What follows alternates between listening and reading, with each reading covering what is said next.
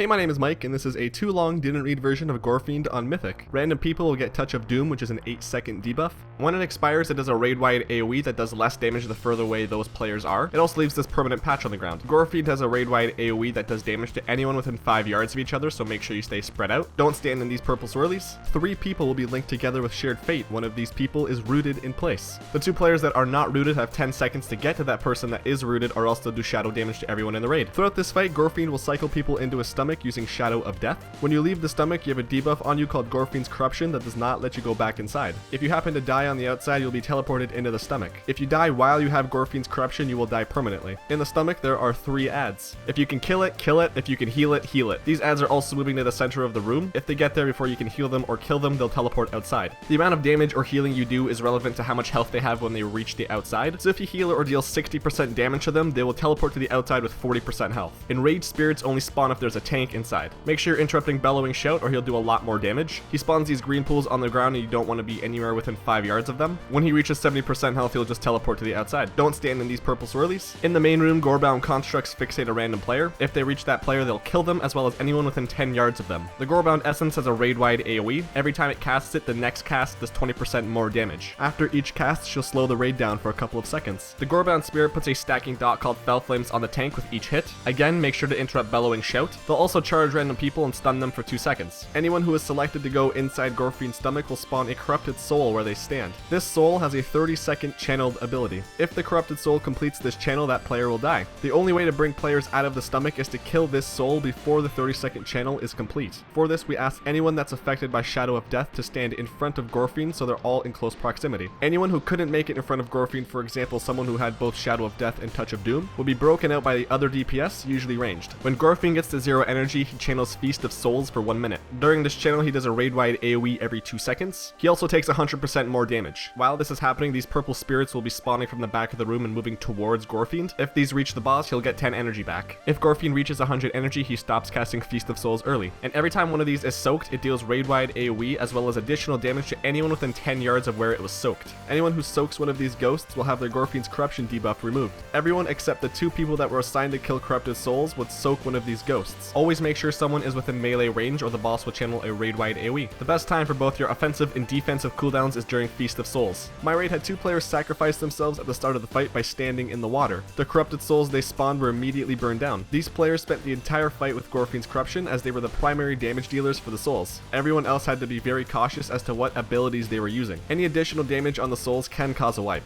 The souls do not have that much health, so killing them shouldn't be that big of an issue, but watching your AoE and splash damage will probably be the main issue here. The 2 corrupted soul players would bring them down low and then kill them when their channel got anywhere under 10 seconds. We found that this allowed everyone to be in the stomach for as long as possible without panicking to break someone out at exactly 1 or 2 seconds. If other DPS ever saw a soul with 10 seconds or less left on the channel, they would also help kill it if they could. This came in very handy when the 2 designated players would be affected by Touch of Doom, Shared Fate, or just falling behind on DPS. Tanks may need to be broken out sooner as they need to come back to the main room when the Raging Spirit is out. The primary focus for the rest of the raid was always on any of the ads coming out of the stomach. The only time we would DPS Gorefiend was during Feast of Souls. When a tank went to the stomach and fought a Raging Spirit, we had 2 additional DPS sacrifice themselves. These 2 players would be the only DPS on the Spirit while everyone else in the stomach continued to focus on the rest of the ads. If these 2 players were already in the stomach or they were outside with Gorefiend's Corruption, they would call it out and volunteers would take their place. That was a too long didn't read version of Mythic Gorefiend. If you have any questions, feel free to let me know down below in the comments. Thanks for watching and have a